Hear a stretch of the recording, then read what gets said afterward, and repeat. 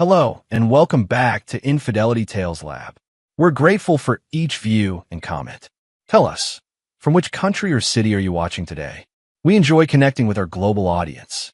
Now, let's dive into today's story. Chapter 1, Midnight Hours. A thin beam of light penetrated the darkness as Vance Mercer quietly entered his modest two-bedroom apartment at 4:32 a.m. The smell of coffee still lingered in the air, a reminder of the cup he'd prepared for his wife, Denise, before she headed to her evening classes.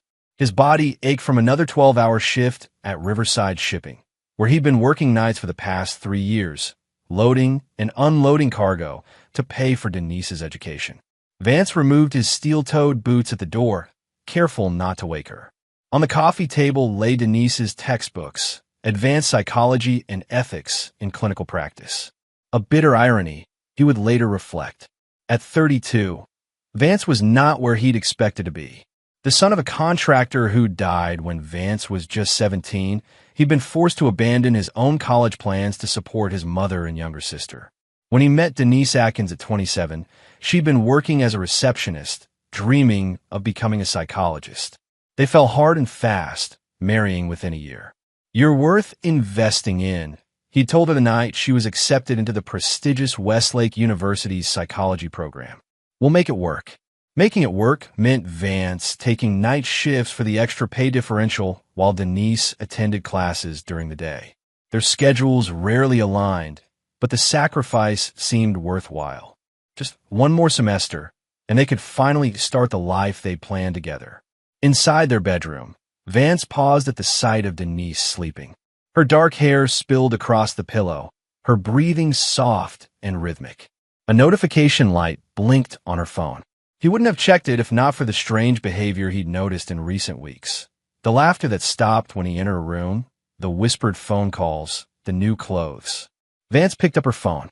No password, another sign of her overconfidence. The message preview showed clearly. "Professor Walsh, can't wait to celebrate your graduation and the start of our new life. Did you tell him yet?"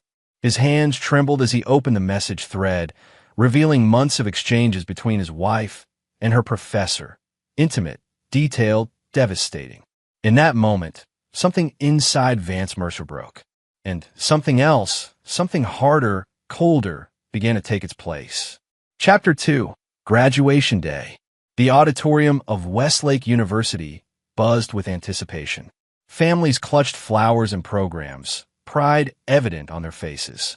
Vance sat alone, the empty seat beside him reserved for Denise's mother, who had canceled at the last minute with another of her emergencies. 3 rows ahead sat a man Vance, now recognized as Professor Alexander Walsh, 45, distinguished, with salt and pepper hair and the easy confidence of someone who'd never worked a 12-hour shift in his life. Walsh had his own family section, including an elegant older woman Vance assumed was his wife and 2 teenage children. Denise Atkins Mercer, the dean announced, and Vance watched his wife cross the stage, radiant in her cap and gown. He applauded mechanically, wondering if anyone could see the coldness that had settled in his chest. Later, at the reception, Vance overheard a conversation between Denise and a classmate. "Filing the papers tomorrow." Vance has no idea. What about Professor Walsh's wife? Alexa's on board. They've had an arrangement for years. Stay married for the kids until they're in college.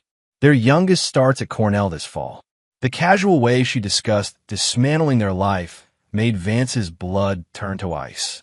That night, as they drove home, Denise was uncharacteristically cheerful. "I've been thinking," she said, "now that I'm done with school, maybe we should take some time apart. Figure out what we both want." Vance kept his eyes on the road. "Is that what Professor Walsh suggested?" The silence that followed was answer enough. "You know," her voice had lost its cheerfulness. "I know everything," Vance replied quietly.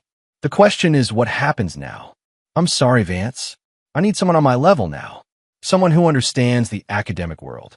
The cruelty of her words settled between them like a physical presence.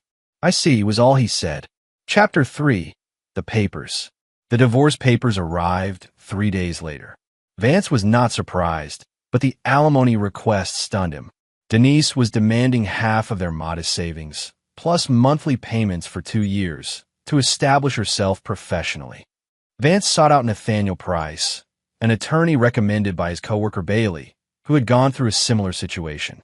Price's office was nothing impressive, a small space above a deli in downtown Riverton. The man himself was equally unassuming, heavy-set, with thinning hair and rumpled clothes. But his eyes were sharp, assessing. "So she wants alimony after you put her through school," Price summarized. "And she's already moved in with this professor." "Yes," Vance confirmed. "She claims she needs financial support because she hasn't established her practice yet." Price leaned back. "Tell me something, Mr. Mercer. How much do you know about your wife's relationship with this professor? When did it start?" "I'm not sure exactly when. At least 6 months ago." "And she was his student during this time?" Vance nodded. "Interesting." Price tapped his pen against the desk. "Westlake has strict policies about professor-student relationships. Did you keep records of your financial contributions to her education? Tuition payments, book purchases, that sort of thing?" "Every receipt," Vance replied. "I'm very organized." "Good." Price smiled, a small, predatory expression. "And what about this professor? What do you know about him?" "Alexander Walsh, psychology department, married with 2 kids. Apparently, he and his wife have some arrangement." "Do they now?" Price made a note. "Mr. Mercer, I believe we have several options here. The most straightforward would be to counter her alimony request with evidence of her affair with a faculty member, which violates university ethics codes. Would that be enough?" "It's a start." Price studied Vance. "But I sense you might want more than just avoiding alimony payments." Vance met the attorney's gaze. "What I want," he said slowly, "is for Denise and Professor Walsh to understand exactly what they've taken from me." Price nodded. "I have a colleague, Leora Cassidy, former private investigator, now a paralegal in my office. She's exceptionally good at finding information people would rather keep hidden. With your permission, I'd like to bring her in on this." Later that week, Vance met with Leora Cassidy, a no-nonsense woman with a military bearing and precise manner of speaking. She listened to his story, asking occasional clarifying questions. 3 years of night shifts, she mused. That's a significant sacrifice. It was supposed to be an investment in our future, Vance replied bitterly. And instead, she invested your sacrifice in her future with someone else. Leora's expression hardened. "Mr. Mercer, I should be clear, I only work within legal boundaries. But those boundaries are flexible with the right approach. Are you prepared for what we might find, and what you might need to do with that information?" Vance thought about the nights he'd spent loading cargo while Denise was with Walsh, about the sleep he'd lost, the friendships he'd neglected, the dreams he'd deferred. "I'm prepared for anything," he answered, "as long as they understand what their actions cost." Leora smiled, a small, grim expression of approval. "Then let's get started." Chapter 4. The Investigation. Vance continued his night shifts at Riverside Shipping, but now with a different purpose. Every dollar he earned was meticulously allocated, some to his legal fund, some to Leora Cassidy's investigation, and the rest to what he privately called his contingency plan. Leora's work was thorough and swift. Within 2 weeks, she had compiled a dossier on both Denise and Alexander Walsh that revealed far more than Vance had anticipated.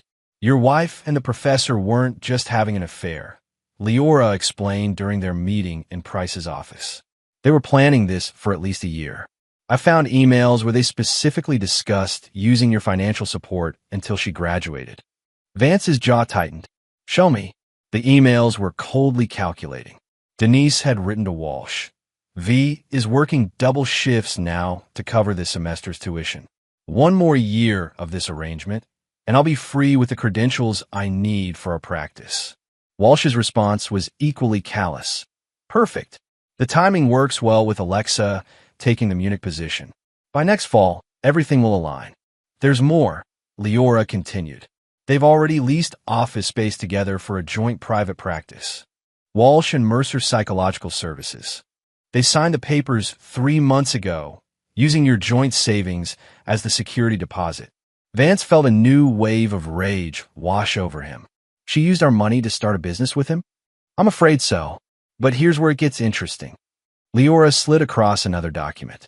Walsh isn't just any professor.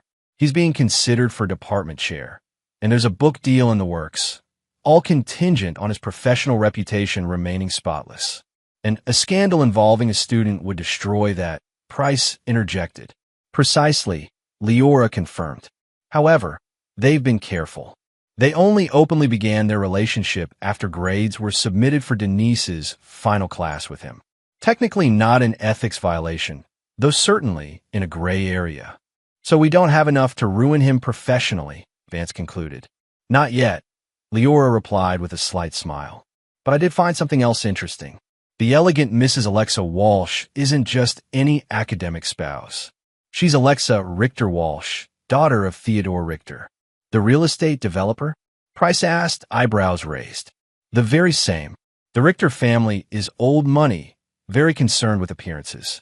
They financially backed Walsh's career from the beginning. And while Mrs. Walsh may indeed be taking a position in Munich, I doubt the Richter family would be pleased to learn their son-in-law is leaving their daughter for a former student. Vance considered this information. So Walsh has more to lose than just his professional standing. Much more, Leora confirmed. And there's one additional detail you should know.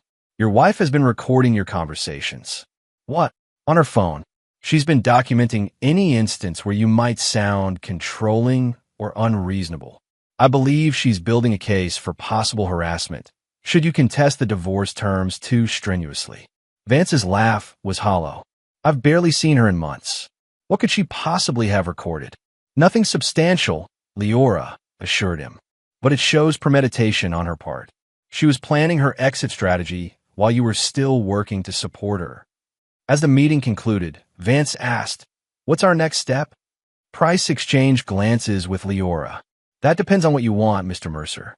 We could use this information to negotiate a more favorable divorce settlement, or, Vance prompted, or we could pursue a more comprehensive response."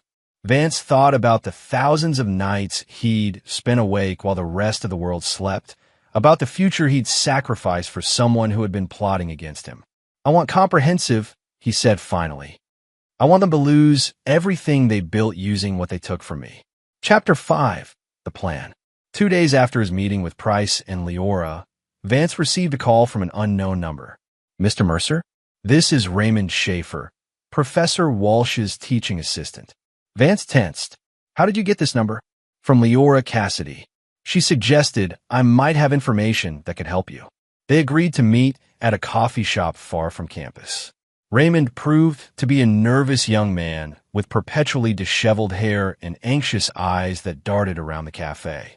"I've been Walsh's TA for 2 years, Raymond explained, fidgeting with his cup. "He's brilliant, but there's a pattern. Your wife isn't the first student." "Tell me more," Vance said, his voice carefully neutral. "There have been at least 3 others I know of, usually his top students. He mentors them intensely then, but your wife is the first one he's made plans with. The others were more temporary, and the university never investigated." Raymond's laugh was bitter. "Walsh brings in research grants and prestige. The department looks the other way. Besides, he's careful. Nothing official until after grades are in." "Why are you telling me this?" Raymond hesitated. "Last year, my girlfriend was in his advanced psychopathology seminar. He tried the same approach with her. When she refused his advances, her grades mysteriously suffered. She lost her scholarship, had to drop out. He looked up. His expression hardened. She took her own life 3 months ago." Vance's blood ran cold. "I'm sorry. I've been gathering evidence, but without Tanya here to testify." Raymond trailed off.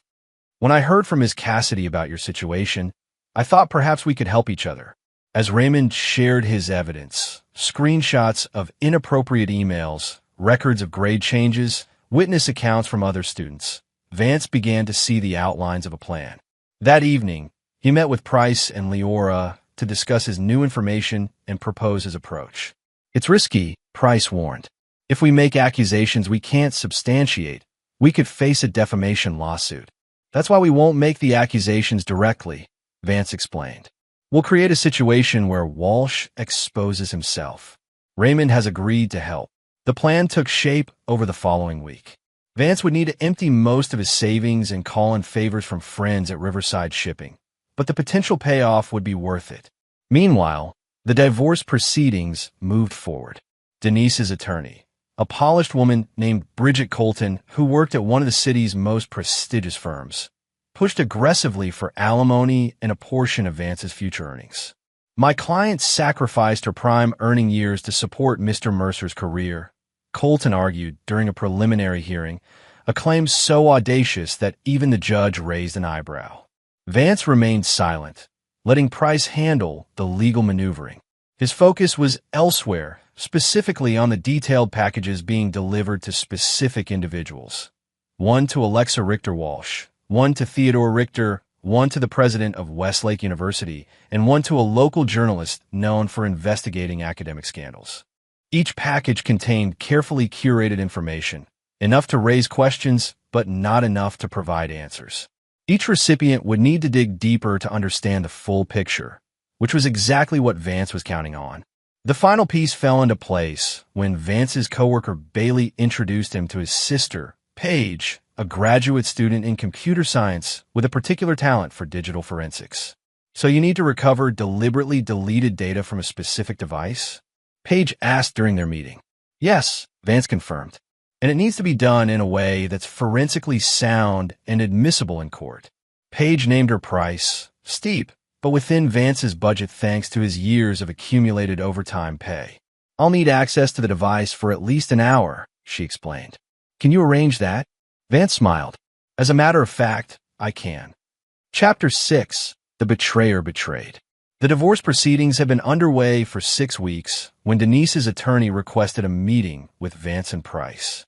My client is willing to reconsider the alimony request, Colton began, her tone noticeably less aggressive than in previous interactions, in exchange for a lump sum payment and mutual non-disclosure agreements.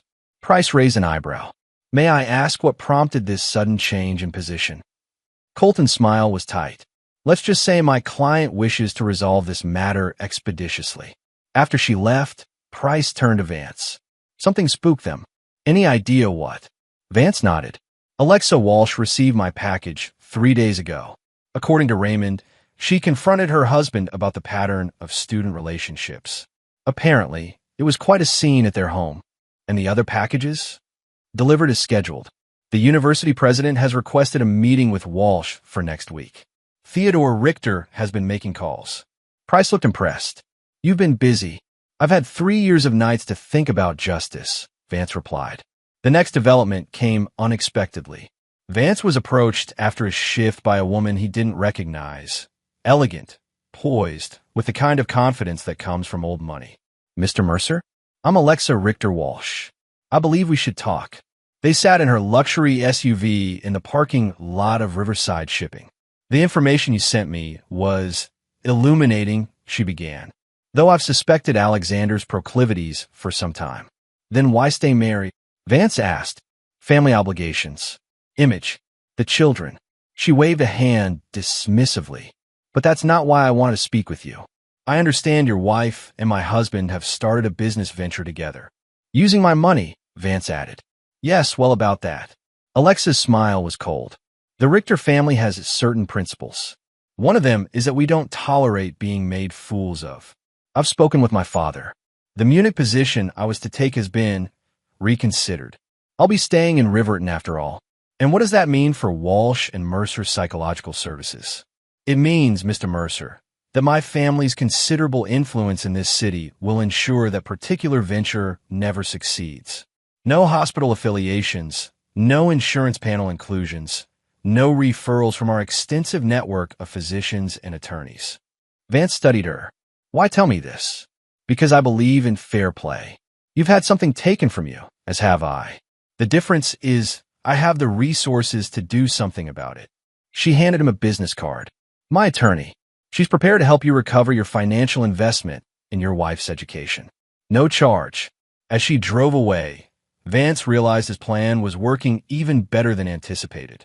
The very social and financial structures that had given Walsh and Denise their advantage were now turning against them. The final piece came together the night before the next court hearing. Raymond called Vance, his voice tense with excitement. It worked. Walsh tried to destroy evidence after hours. I caught him deleting emails from the department server. Campus security has the footage. The university's legal team is involved now. Vance thanked him and made one last call to Paige, who had successfully recovered the deliberately deleted recordings from Denise's phone during a chance encounter at a coffee shop, where Paige had offered to help with a software issue. The recovered files don't show what she thought they did, Paige explained. Instead of capturing you being controlling, they actually document her discussing the plan with Walsh. She must have forgotten to stop recording. Can you prepare those for tomorrow's hearing? Already done. Paige sounded pleased with herself. Oh, and I found something else. Text messages showing they used your joint account for the business lease. Clear financial misconduct during marriage. As Vance hung up, he felt a cold satisfaction. Tomorrow, everything would come together in the courtroom. Every sacrifice he'd made in darkness would finally be brought to light. Chapter 7. Day in Court. The county courthouse stood imposing against the morning sky as Vance arrived with Price. They were early, but not the first to arrive. Leora Cassidy was already there, speaking in hushed tones with Raymond Schaefer near the water fountain.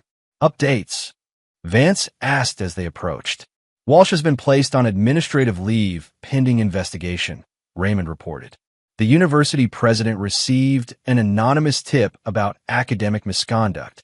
And Denise, she's trying to distance herself, Leora said, telling colleagues she was manipulated, that she had no idea about the other students. Vance nodded, unsurprised. And Mrs. Walsh filed for divorce yesterday, Leora confirmed. Her family's attorneys are quite thorough. They've frozen joint assets pending financial review. Inside the courtroom, Vance noticed several unexpected attendees. A reporter from the local paper, a representative from the university's legal department, and, most surprisingly, Theodore Richter himself, the imposing patriarch of the Richter family, sitting stoically in the back row. When Denise arrived with her attorney, she looked noticeably stressed. The confident, almost smug expression she'd worn at previous hearings was gone, replaced by dark circles under her eyes and a nervous tension in her shoulders. She avoided Vance's gaze. Alexander Walsh was conspicuously absent. Judge Eleanor Harmon called the court to order promptly at 9 a.m. I understand there have been some developments in the Mercer dissolution, she noted, peering over her glasses at the attorneys. Bridget Colton stood. Your Honor, my client wishes to withdraw her request for alimony and is prepared to accept a simple division of assets accumulated during the marriage, minus education expenses. The judge raised an eyebrow. That's a significant change from your previous position, counselor. Yes, Your Honor. My client's circumstances have evolved. I see. Judge Harmon turned to Price. And the respondent's position? Price rose slowly. Your Honor, while we appreciate Ms. Mercer's willingness to withdraw the alimony request, we must respectfully decline the proposed settlement regarding division of assets. We have evidence that Ms. Mercer committed financial misconduct during the marriage, using joint funds for a business venture with a third party without Mr. Mercer's knowledge or consent. Colton interjected, Your Honor, any such allegations are speculative and, if I may, Price continued smoothly, we have documentation showing transfers from the Mercer's joint account to lease commercial property in the name of Walsh and Mercer Psychological Services, a partnership formed between the petitioner and Alexander Walsh 3 months before divorce papers were filed. Judge Harmon frowned. I'd like to see this documentation, Mr. Price. As the evidence was presented, Denise grew visibly pale. Colton leaned over, whispering urgently in her ear. Furthermore, Price continued, we have reason to believe the petitioner's relationship with Mr. Walsh began while she was a student, potentially violating university ethics policies. This is relevant to the division of assets because it suggests Mr. Mercer's financial support of his wife's education was obtained under false pretenses. Objection. Colton was on her feet. This is an inappropriate attempt to embarrass my client with irrelevant allegations. Overruled, Judge Harmon replied. The timing and nature of outside relationships can indeed be relevant to financial matters in dissolution proceedings. She turned to Price. However, Mr. Price, you'll need more than speculation about the timing of this relationship. Of course, Your Honor. Which brings me to our witness. Price gestured to the back of the courtroom. The respondent calls Raymond Schaefer. As Raymond took the stand and was sworn in, Denise's composure completely collapsed. She clutched at Colton's arm, whispering frantically. Raymond testified calmly about the pattern he had observed: Walsh's systematic targeting of promising female students, the preferential treatment, the offers of special mentorship, and finally, the relationships that invariably followed. And Ms. Mercer was part of this pattern. Price asked. Yes, Raymond confirmed. Professor Walsh began singling her out approximately 18 months ago, during her second semester in the program, while her husband was working night shifts to pay for her education. Objection leading. Colton interjected. Sustained. Judge Harmon ruled. Price rephrased. When did Ms. Mercer begin participating in special mentorship sessions with Professor Walsh? January of last year, Raymond answered. They often met in his office after hours. Campus security logs confirm this. As the testimony continued, Judge Harmon's expression grew increasingly severe. When Price introduced the recovered recordings from Denise's phone, documenting conversations where she and Walsh explicitly discussed using Vance's financial support while planning their future together, the courtroom fell completely silent. Denise's voice echoed clearly through the speakers. Vance has no idea. He's working double shifts this month. The extra money should cover next semester's tuition and leave enough for our lease deposit. Walsh's response was equally damning. Perfect timing. Keep him in the dark for 2 more semesters, then we can make our move. My lawyer says I can file for alimony based on sacrificed career opportunities. That should fund the practice until we're established. Denise's head was now in her hands. Colton was furiously writing notes, occasionally attempting to object, but finding little ground to stand on. The final blow came when Price called his last witness, a surprise to everyone, including Vance. The respondent calls Alexa Richter Walsh. The elegant woman rose from her seat and made her way to the witness stand. Theodore Richter leaned forward slightly, watching his daughter with evident pride. Alexa testified to finding evidence of her husband's affairs in their home office. Notes, gifts, correspondence carefully hidden in a locked drawer. She described confronting him about Denise specifically. He admitted the relationship had been ongoing for over a year, she stated calmly. He said they had been planning to establish a practice together once her divorce was finalized. When I asked about ethics violations, he said they had been careful to ensure no official relationship existed while she was a student. No official relationship, Price repeated. But in your opinion, was there an improper relationship during that time? Objection. Calls for speculation. Colton interjected. Sustained. Judge Harmon ruled. Undeterred, Price continued.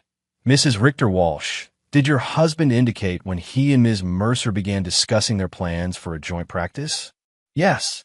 He said they had been planning it for approximately 15 months, since shortly after she became his research assistant. By the time Alexa stepped down, the atmosphere in the courtroom had transformed. Judge Harmon's expression was one of barely contained outrage.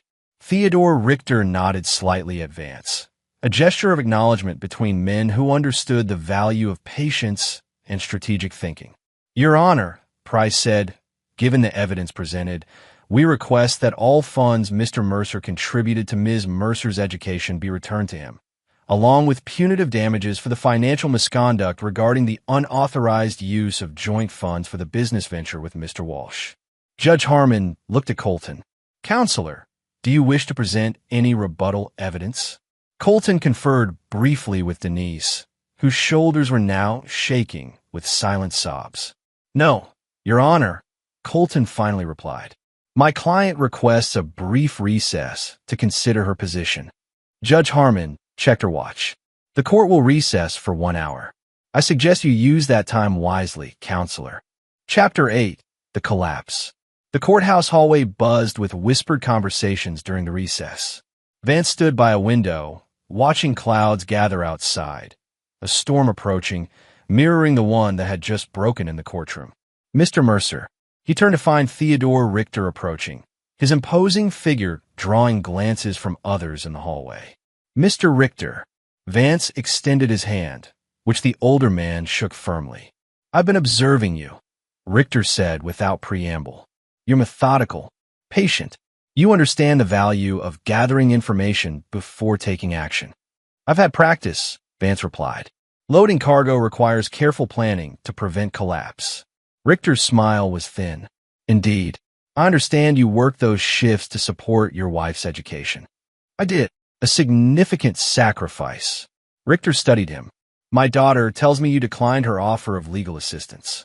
I appreciated the gesture, but this is my battle to finish. Richter nodded, seeming pleased by the response.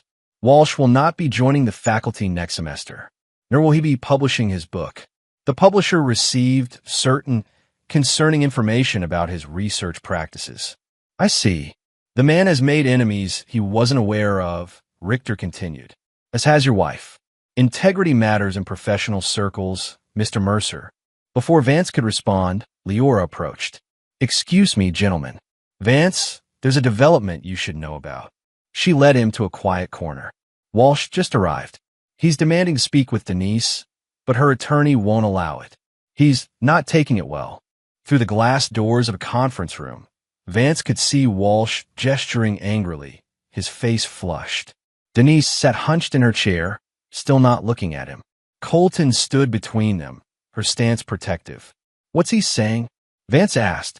According to my contact in the room, he's blaming her for the exposure. Says she was careless with their communications. Now he's lost everything. His position, his book deal, his reputation. The door to the conference room suddenly burst open, and Walsh stormed out, nearly colliding with the bailiff. His eyes landed on Vance, recognition and rage flashing simultaneously.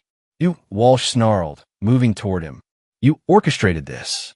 You had no right to interfere in matters you couldn't possibly understand. The bailiff stepped between them. Sir, I need you to calm down. Calm down. Walsh laughed bitterly. This man has systematically destroyed my career, my marriage, everything I've built. Actually, Vance replied evenly, you destroyed those things yourself. I just made sure everyone saw what you were doing. Walsh lunged forward, but the bailiff caught him. That's enough, sir. I'm going to have to ask you to leave the courthouse.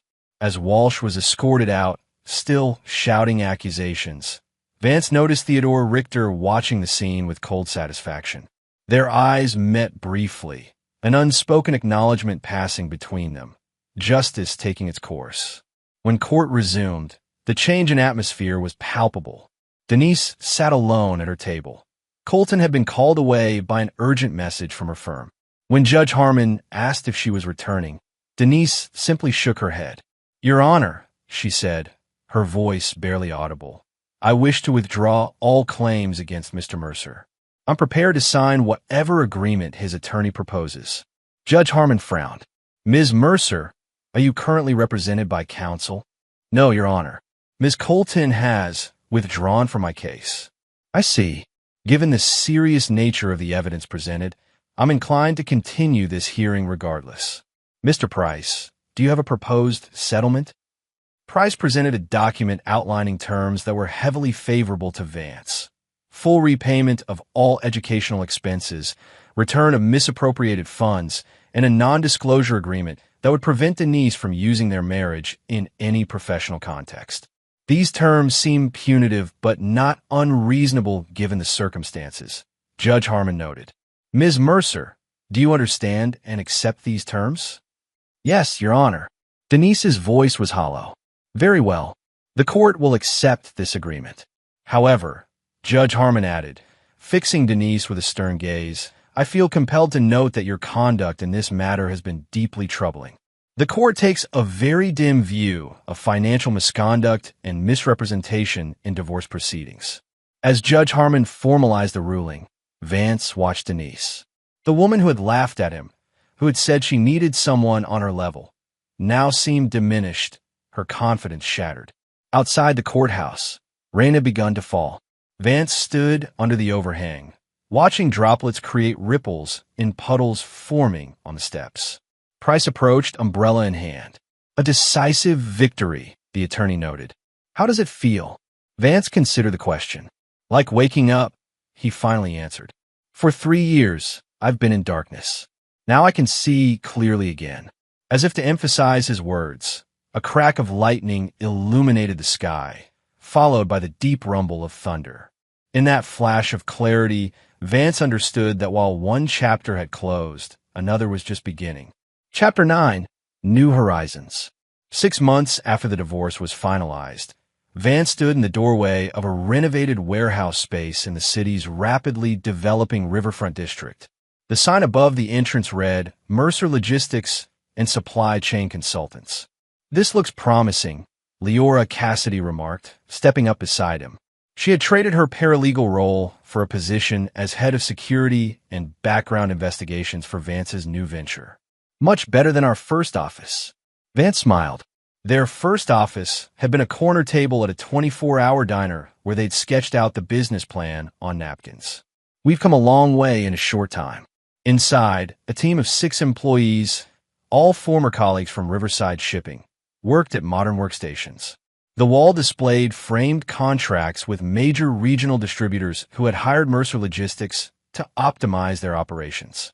Vance's phone buzzed with a text from Raymond Schaefer, now pursuing a PhD at a different university. Professor Walsh's book deal officially canceled.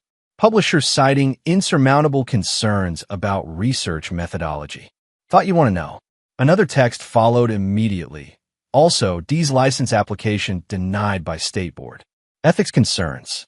Vance put his phone away without responding. He no longer needed updates on Denise and Walsh's downward spiral. The last he'd heard, they were both struggling to find employment in their field, their professional reputations in tatters.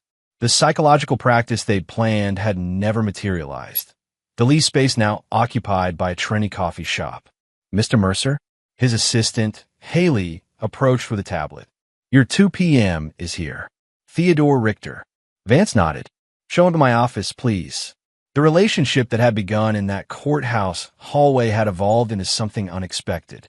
After witnessing Vance's methodical dismantling of Walsh and Denise's plans, Richter had approached him with a business proposition, consulting on supply chain optimization for Richter Development's extensive portfolio of commercial properties. That initial contract had provided the capital Vance needed to start his own firm.